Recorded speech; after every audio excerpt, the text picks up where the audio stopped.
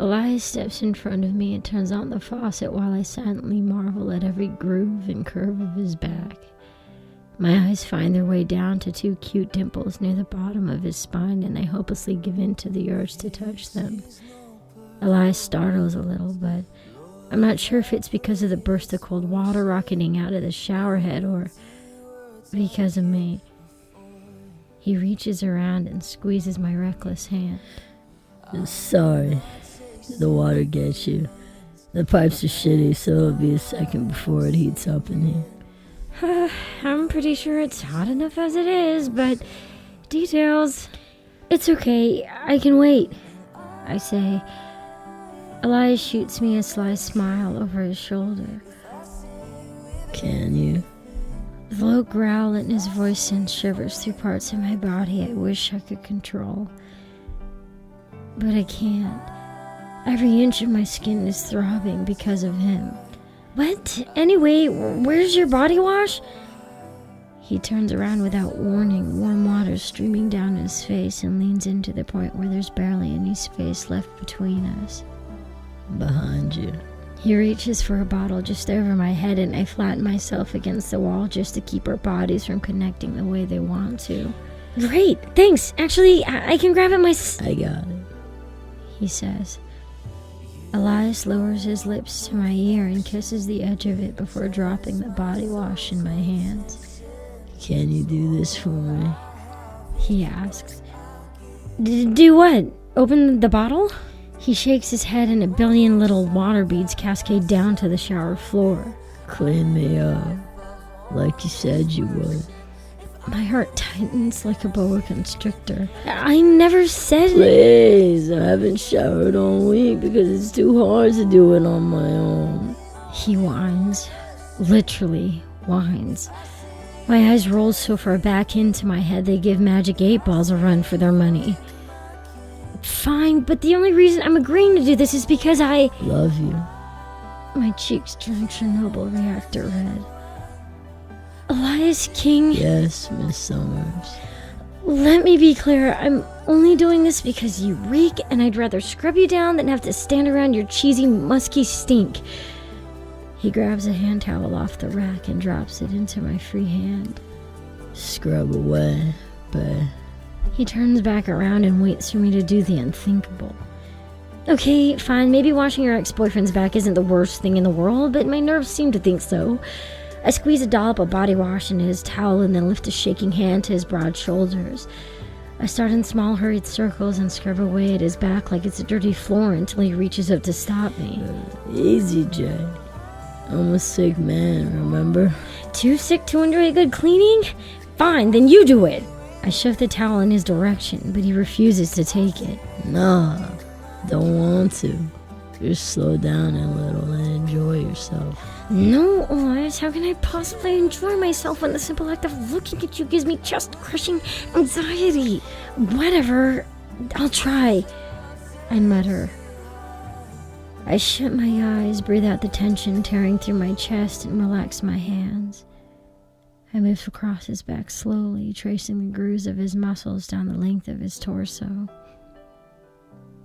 Sometimes you forget about simple chemistry, the black and white details of what makes a person beautiful. Every inch of Elias's skin feels so soft under my hands. I'd forgotten what it was like to touch him. To touch someone who stops your heart and forces it to pay attention. And he has mine.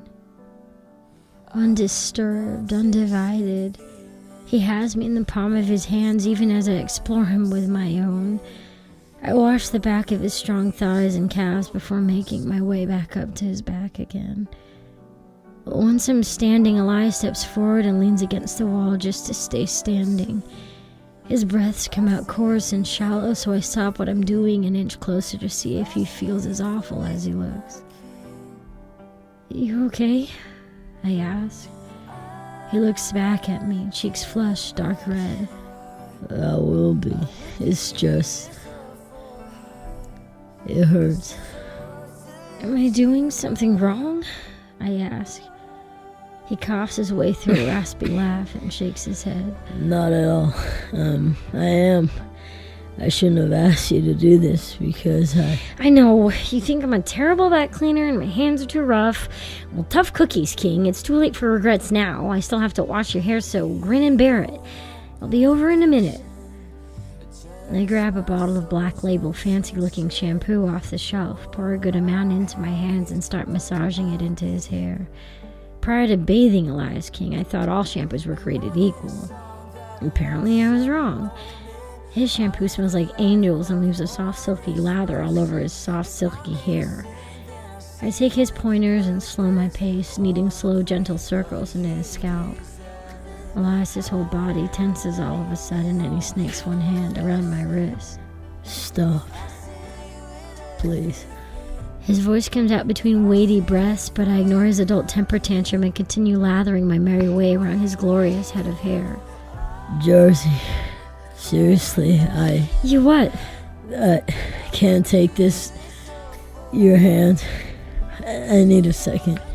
I catch the exasperated expression on Elias's face, and suddenly everything clicks.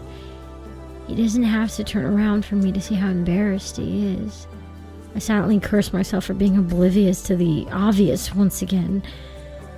I half understand where he is. I've had moments when I'm alone where I physically want him to a point where I'm ashamed of the things I do to stop the feeling. I'm old enough to know that those feelings don't resolve themselves on their own. So I give him his resolution. Elias, if I help, will it stop hurting you? Yeah, but I'm not asking you to do that. I'll get out and handle this on my own, okay? I gently take his arm in my hand to stop him. I don't want you to. I'm a big girl, Elias.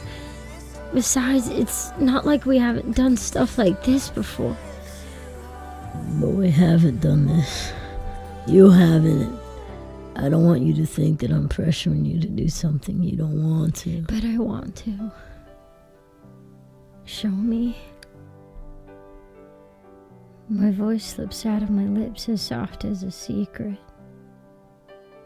This is one I've kept to myself for a while. I couldn't be honest enough with myself to say it. Are you sure? He asks, sheepishly. I nod and untangle my fingers from his partially shampooed hair and place them in his. I watch the muscles in Elias's back tighten as he takes my hand and makes it disappear out of view. Suddenly I feel him, all of them, hard against my palm. I slowly curl my fingers around him and he sucks in a sharp breath at the sensation. He places his hand over mine and he guides me. Our rhythm's slow at first, but the longer I touch him, the faster we move. I stand up on my toes and kiss the side of his neck, softly, slowly, until his shoulders tense and a quiet moan escapes his lips. He's breathless as I lean against him, just feeling the rise and fall of his back underneath my bare skin. After a long silence, we let go of each other and he shifts around to face me. I don't know how to look at him. My face is as hot and bothered as the rest of me, but he lifts up my chin till we're eye to eye. I'm terrified of him reading all the unspeakable things I want scribbled across my face, but I don't break his gaze. Your turn, he says with firelight in his eyes. I don't know what to say, so I don't speak. I shut my eyes and listen to the familiar click of the soap bottle opening in his hands. Elias is so careful in how he handles me. His hands lightly graze my shoulders, soap coating his fingers as he touches me. I swallow the panic rising in my throat and try to force myself to relax, to be in the moment, to not remember. Relax, babe. Everything's okay. It's just me. You know me. But you don't know me. Not anymore. Keep going. I'm fine. I promise. I can't promise you anything. And after breaking so many promises to myself... You're a shitty liar. You know that? He says. I swallow this thing of how well he reads me and how close he is to seeing the truth. I know, I'm sorry, I don't know why I can't do this, even though I want to. Elias smirks and then presses his lips against the side of my neck and slides a hand across my collarbones, down my chest, and stops inches away from the place I'm making for him to touch. Believe me, Jersey. I know you want to. Elias runs his tongue against the soft place where my neck meets my shoulder before sucking skin between his teeth hard enough to leave evidence. I whimper out his name involuntarily. But the foreplay is half the fun. Just tell me when you're ready. If this cold doesn't kill me, I got at least 60 years I can wait for you. It'll be worth it, even if my balls are old and sagging in any Viagra. I'll wait for you. I smile and my whole body relaxes along with his words. Thank you. Honestly, you don't know. I do. You don't have to tell me. I see it. Anyway, can I finish washing you though? And promise no hanky-panky aside from a little boob gropage because holy shit, they're beautiful. And without even trying, he has me laughing again. We spend the next few minutes playing around in the shower and throwing bubbles till both of our eyes are red and stinging. Elias does a half-decent job of washing my hair aside from the top section he left a handful of soap in. We get out once the two of us are rinsed clean and partially blind from our body wash fight. I wrap him in a giant towel that he insists he can't do himself. And apparently our shower shenanigans sapped all his energy, so after I bundle myself up, he volunteers me as his personal human crutch. I leave him in bed, get dressed in one of his clean t-shirts, and wipe up any remainders of his half-eaten dinner from the floor. I feel him watching me from across the room and turn around to find that my hypothesis was indeed correct. So, I've decided on your punishment for reading my journal, he says sleepily. And what's the verdict? He laughs. I know you're into me, Jersey, but the dick talk's taking things to a new level.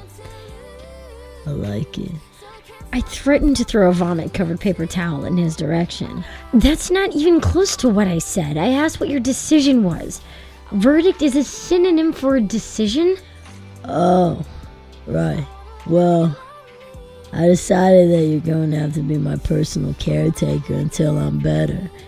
My mom used to take care of me when I was sick, but she's like a couple 1,000 miles away and I'll die without someone to take her place. His poor mother. I have classes, Elias, and so do you. You've already been gone for 3 weeks. You can't just lounge around sick. Midterms are coming up. Elias groans and sits up abruptly. I got a leave of absence until next week. First 2 weeks for personal reasons, and this last week because I was sick. Hayes has me covered, plus I don't have to worry about midterms for another 2 weeks. Elias, did you get excused from the professors in your other classes? He pales through his summer tan. Shit, no. Was I supposed to? I slap my forehead and his entire face falls.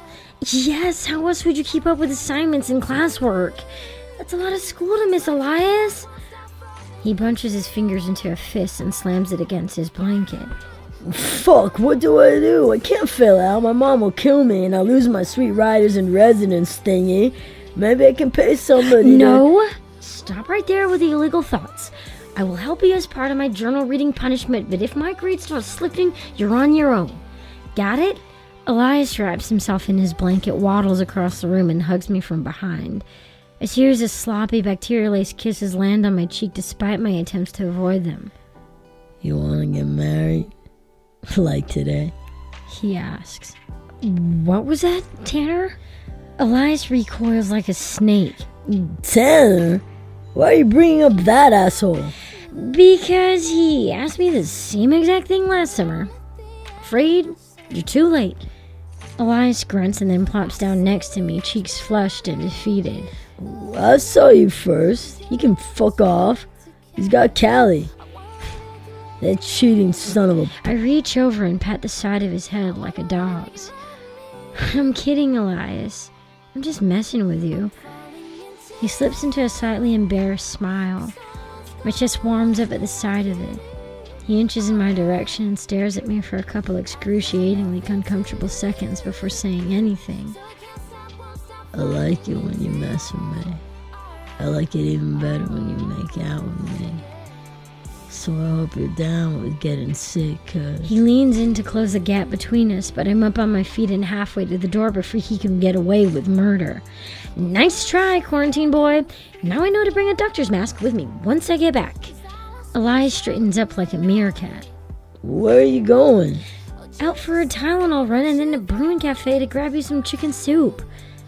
Elias hoists himself off the ground and shuffles into the space behind me. Come back soon, okay? I don't like watching you leave. Oh, wow, you too. So when's the wedding?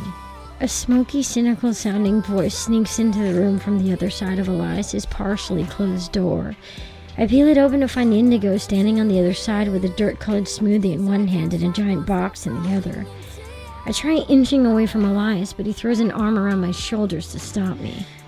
Don't know yet, but you're totally invited to come, Go-Go, he says. Indigo winces at her new nickname and then shifts her focus over to me. So, I see you finally gave in to your stalker impulses and found what you were looking for, Alex. I love Indigo. Really, I do. She's someone I can always count on to tell the truth. But there is such a thing as telling too much truth, and her last statement is a prime example. Stalking is for losers. I don't stalk people, period. Anyway, is the new juicer cool? Let's go try that out. Sure. Maybe you could whip up something for your railing boyfriend. You down with kale, Elias? She asks. Totally. I'm happy with anything as long as Jersey makes it, he says with a Twitter-pated smile. I remove all Twitter-patient from my face and stare daggers at the two of them. Okay, so this conversation is over. I'm going to Bruin Cafe, and if you guys want to stay and chat about my non-existent love life, feel free. Indigo eyes me like Grumpy Cat and then comes as close to laughing as Indigo can. Oh, it exists, alright. You're just in denial, she says. Elias slaps her on the shoulder like she's one of the boys. Right. Don't worry, Go-Go. She's in a lot less denial than you think. He winks at her and then mouths shower like I can't see it. But I do. He gets a swift finger jab to the ribs for having absolutely no filter. Bye, guys, I say, but Indigo stops me before I can pass her. You might want to head over to Northern Lights Cafe instead, she whispers. I shoot a quick parting wave to Elias before walking out of earshot with Indigo. Why? I ask. Indigo waits until Elias is back in his room with the door closed to speak. Because there's something important you need to see, especially since you still seem to be on the fence about good old Elias, she says dryly. My heart bottoms out and lands in the pit of my stomach. What do you mean something important? Is it a good something or a bad something? I ask, my nerves in shambles. Indigo takes a long sip of her smoothie, then looks back up at me with the wisdom of the Dalai Lama dancing in her eyes. It'll either end things or mend things. The outcome is up to you.